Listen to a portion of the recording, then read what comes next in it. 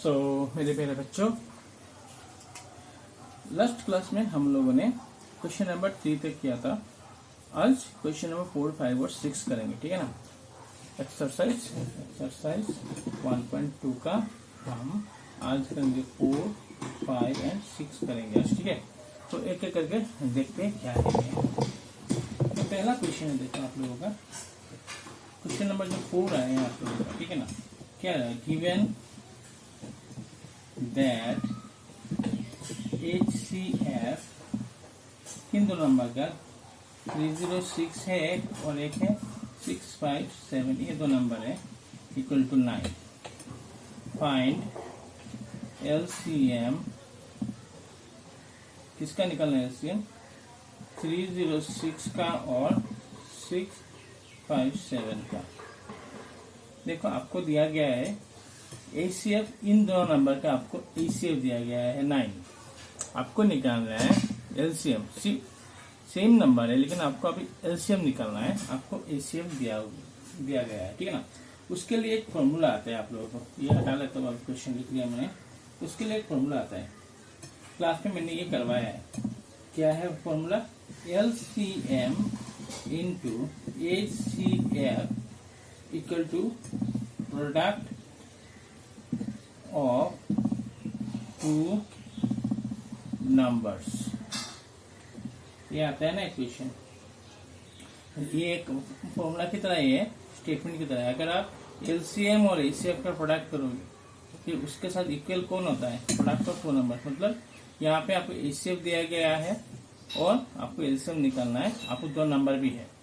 तो यहाँ पे क्या लिखा है, तो यहाँ भी लिख सकते हो आप। देखो ये तो हो गया, आप इसकी जगह पे बैठा सकते हो।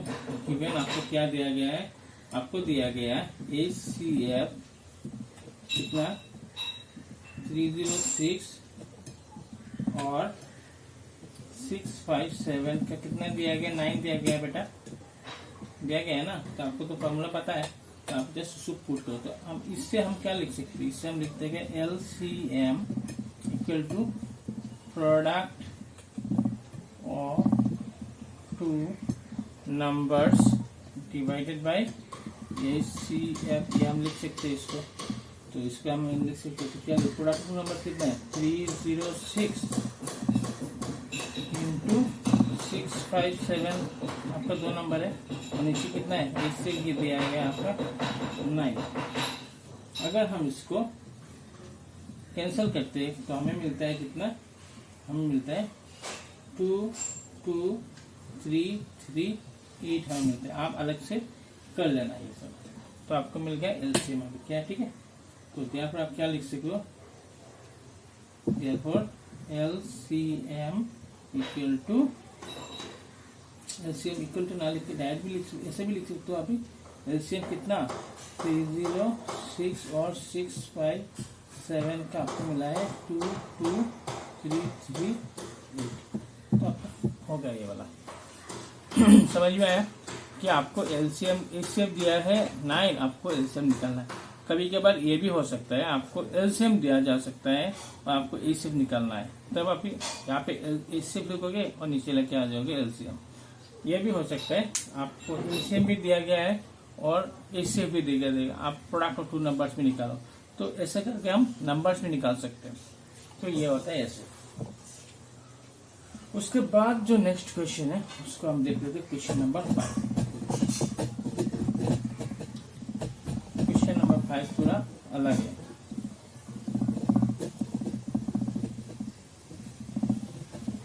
क्वेश्चन नंबर 5 जो है आपको चेक करना है बेटा। क्या चेक करना है? देखो आपको चेक करना है, check whether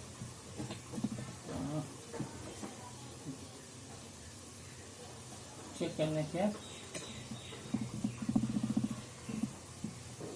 whether 6 to the power n can end with the digit 0 for any natural number। देखो क्वेश्चन क्या है पहले समझो, पहले आप क्वेश्चन को समझो, उसके बाद आप कुछ भी कर सकते हो।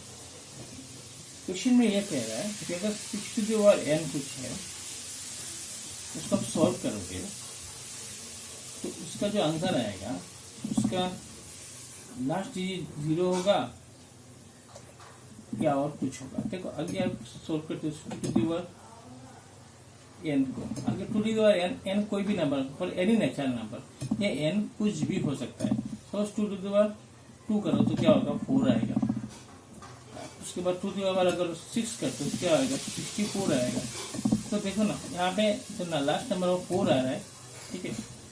तो क्वेश्चन ये है कि आप अगर 6 to the power n को सोल्व करते हो, कुछ भी हो, n के जगह 1 भी हो सकता है, 2 भी हो सकता है, 3 कुछ भी नंबर हो सकता है। अगर आप इसको सोल्व करते हो तो जो आंसर आएगा उसका लास्ट डिजिट 0 होगा या फिर और कुछ नंबर होगा, वही आपको प्रूव करना है, चेक करना है। आपको क्या चेक करना है बेटा यहाँ पे। तो 6 to the power n का वैल्यू कुछ भी बैठाने के बाद जो आंसर आएगा उसका लास्ट डिजिट में 0 होगा या नहीं होगा, वही चेक करना है, ठीक है ना। तो इसके लिए बेसिकली इसमें ज़्यादा करने का कुछ है नहीं, कुछ लिखने का ज़्यादा है, ठीक है, लिखना पड़ेगा कुछ ज़्यादा। पहले देखो मैं इसको क्या लिखता हूँ, अगर सॉल्यूशन करते इसका, इफ एनी नंबर, कोई भी number ends with the digit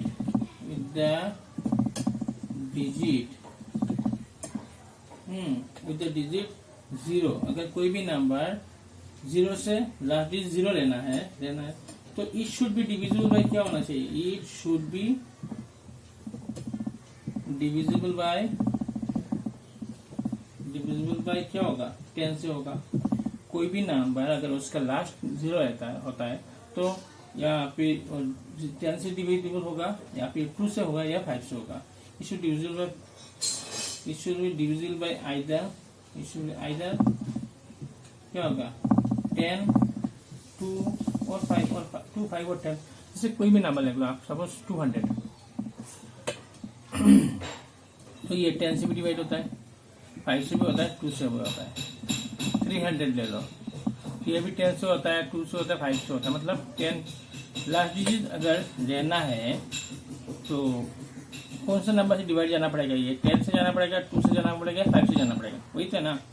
तो हम चेक कर लेंगे कि ये 2 से जाएगा, 3 से जाएगा, 5 से जाएगा। तो देखो अभी अगर हम 6n का प्राइम फैक्टराइजेशन करते हैं, 6n का अगर प्राइम फैक्टराइजेशन करते हैं, 6n का अगर प्राइम फैक्टराइजेशन, 6 का प्राइम फैक्टर क्या होगा 2 into 3 होगा।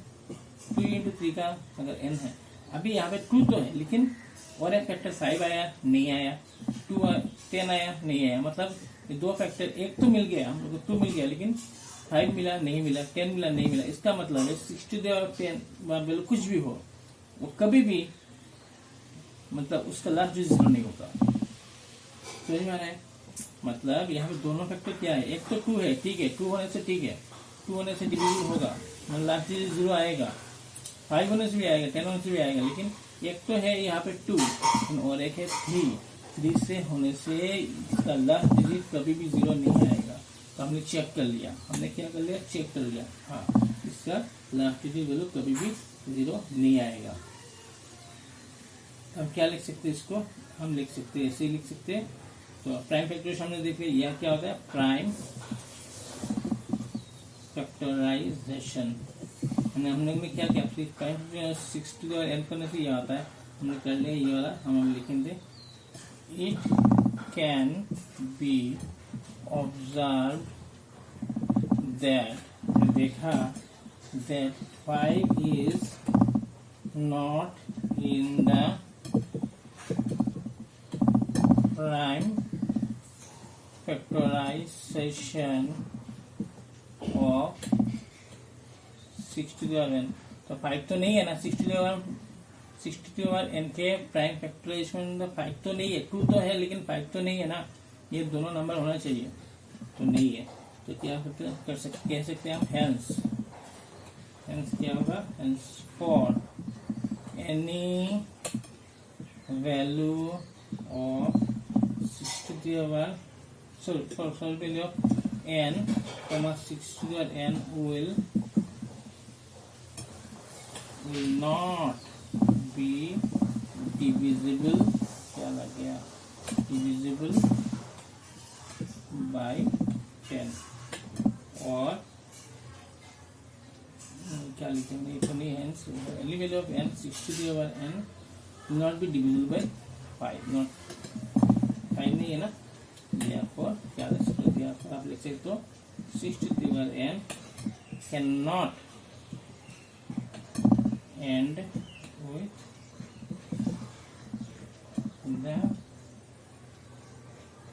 with the digit